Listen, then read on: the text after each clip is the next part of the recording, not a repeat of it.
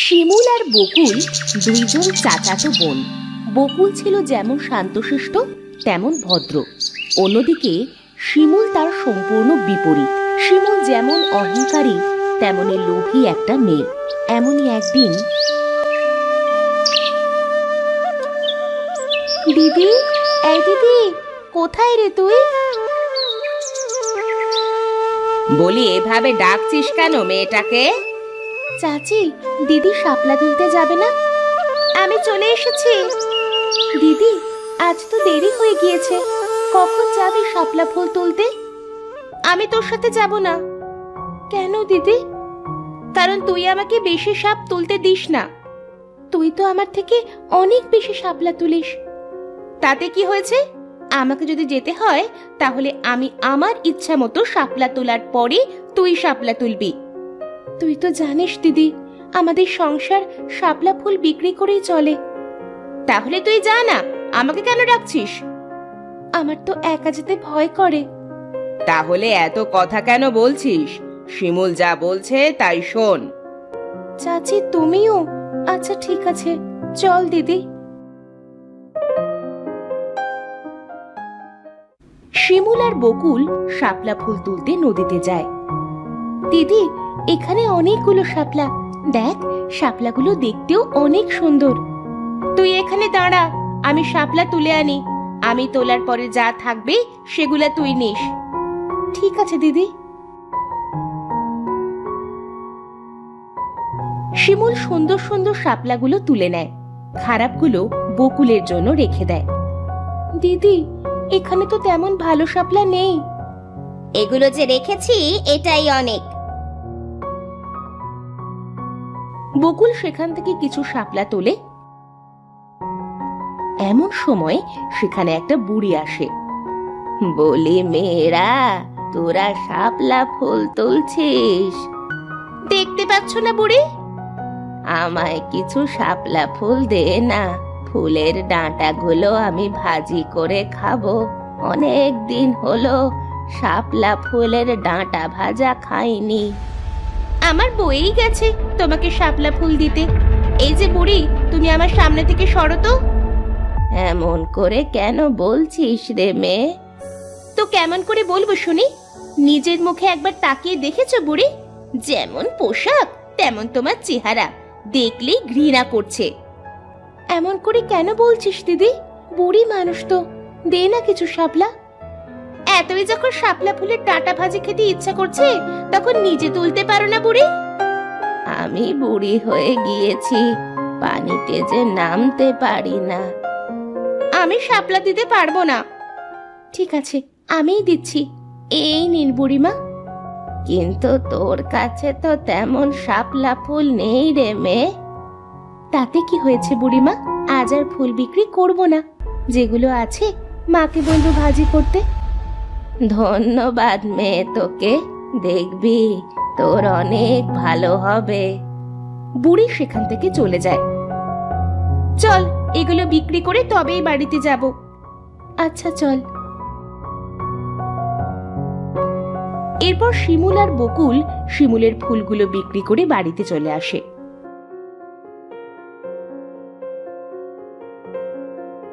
কি রে মা, আজ এইগুলো ফুল পেলি? হ্যাঁ মা। তাহলে তো আজ আর তোর বাবার জন্য ওষুধ কেনা হবে না। কেন মা, বাবার ওষুধ তো আজ আছে। তাই তো, আমি ভুলে গিয়েছিলাম রে মা। আচ্ছা, এই দুইটা ফুল কি করবি তুই?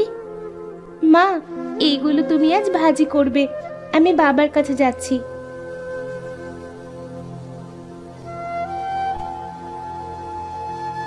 বাবা, ও বাবা, তোমার খুব কষ্ট হচ্ছে তাই না? দেখবে, একদিন তুমি ঠিক হাঁটতে পারবে, কথা বলতে পারবে। তোমাকে আমি সুস্থ করবই। পরের দিন বকুল আর শিমুল আবার শাপলা ফুল তুলতে যায়।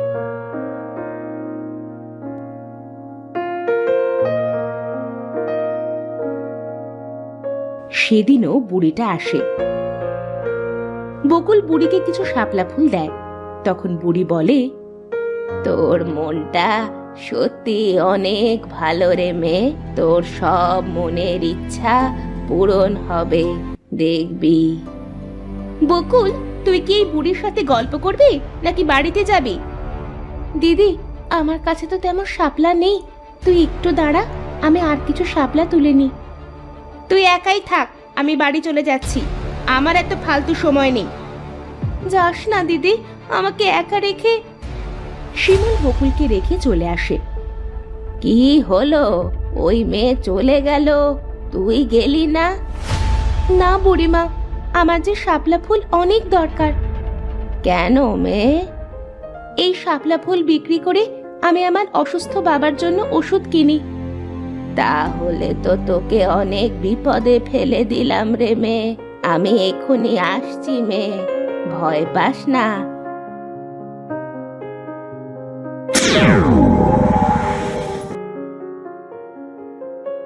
ওই দেখ, কত সুন্দর সুন্দর শাপলা।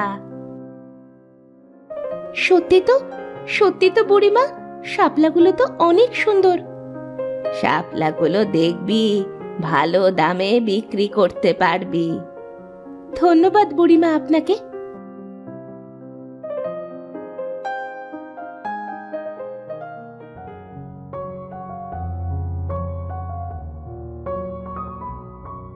বকুল শাপলা তুলে সেগুলো বিক্রি করে তার বাবার জন্য ওষুধ কিনে বাড়িতে আসে।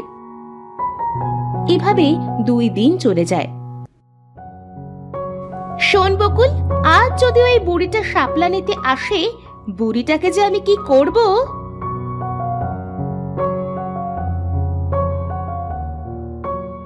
এমন সময় তারা দেখতে পায় নদীতে একটাও শাপলা ফুল ফোটেনি। দিদি, আজ তো একটাও ফুল ফোটেনি।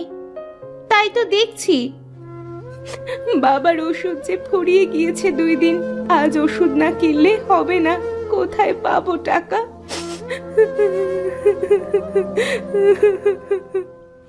বকুল থাম তো, তোর এই ন্যাকা কান্না আমার একদম সহ্য হয় না। এমন সময় সেখানে সেই বুড়ি আসে। কি রে মেয়ে, তোদের মন খারাপ কেন?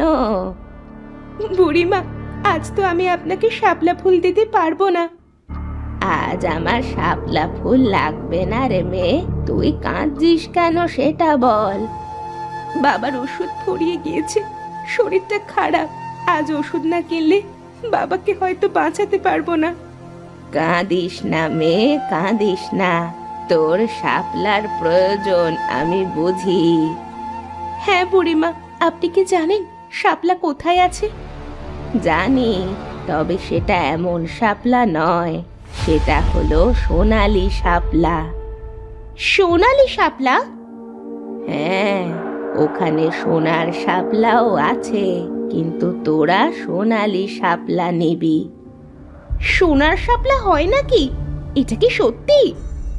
হয় রে মেয়ে, হয়, এটা সত্যি। কোথায় পাবো বুড়িমা এই সোনালী শাপলা? তুই চুপ কর তো, আমি কথা বলছি বুড়িমার সাথে, দেখছিস না? আমি বলছি, 7টা নদী পার হওয়ার পর 3 মাথাওয়ালা পাহাড় পড়বে, পাহাড়ের ওপরেই আছে কালো নদী, সেখানেই আছে সোনালী শাপলা। ধন্যবাদ বুড়িমা আপনাকে।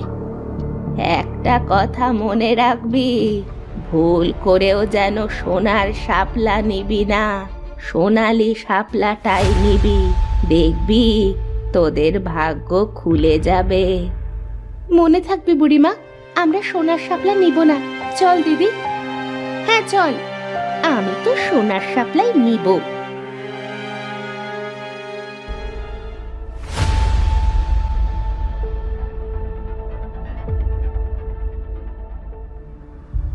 তারা বুড়ির কথা মতো 7টা নদী পার হয়।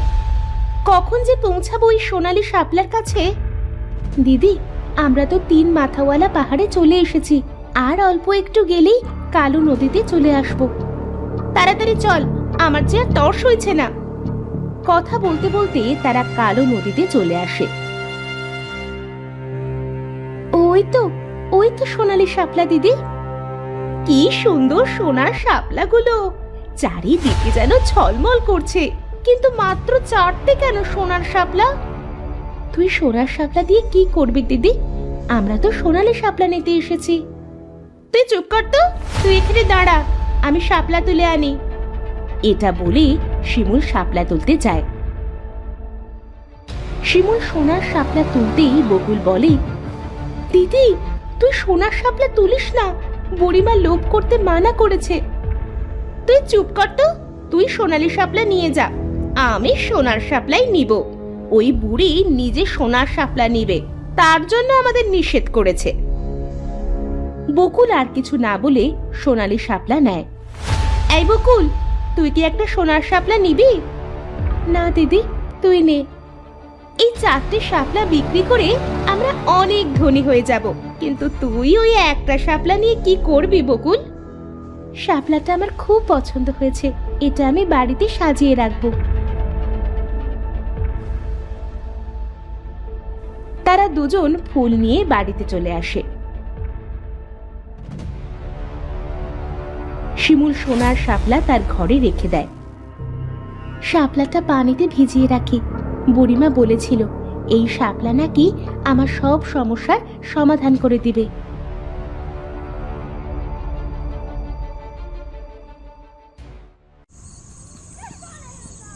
রাতে শিমুল ঘুমাতে যায়, গিয়ে দেখে যেখানে সে শাপলা রেখেছে সেখানে 4টে সাপ। সাপ, কে আছো? বাঁচাও, বাঁচাও! তোর কথা কেউ শুনতে পাবে না। সাপ কথা বলছে? চলে যা, চলে যা। আমরা তোকে মারতে এসেছি। কিন্তু কেন? আমি তো কিছু করিনি।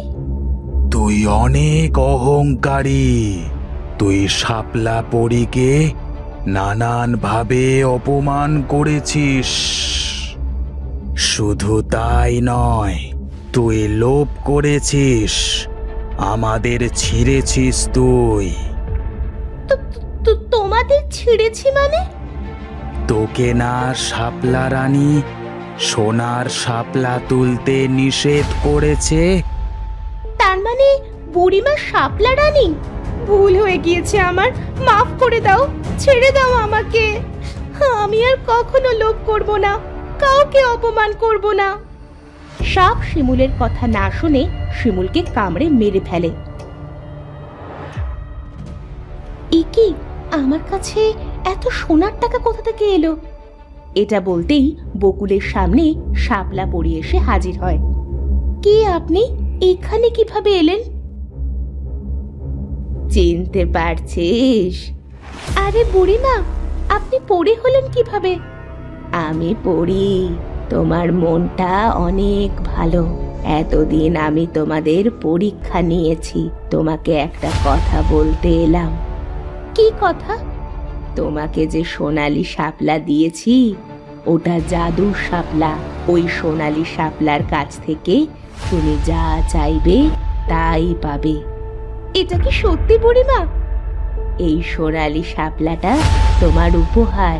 তবে সোনালি শাপলা দিনে একবার তোমার কথা শুনবে। আজ আমি আসি। দেখি সোনালি শাপলাটা বাবাকে সুস্থ করতে পারে কিনা। সোনালি শাপলা, বাবাকে সুস্থ করে দে। এটা বলতেই বকুলের বাবা সুস্থ হয়ে যায়। আমি সুস্থ হয়ে গেছি মা। ওগো, ওগো দেখো, আমি কথা বলতে পারছি, আমি হাঁটতেও পারছি। তাই তো দেখছি, কিন্তু কিন্তু এটা কিভাবে হলো? সোনালি শাপলা তো তাহলে আমাদের সব কষ্ট দূর করে দিতে পারবে। হ্যাঁ মা। শিমুল তার লোভের শাস্তি পায়। অন্যদিকে বকুল সোনালি শাপলার সাহায্যে ধনী হয়ে যায়।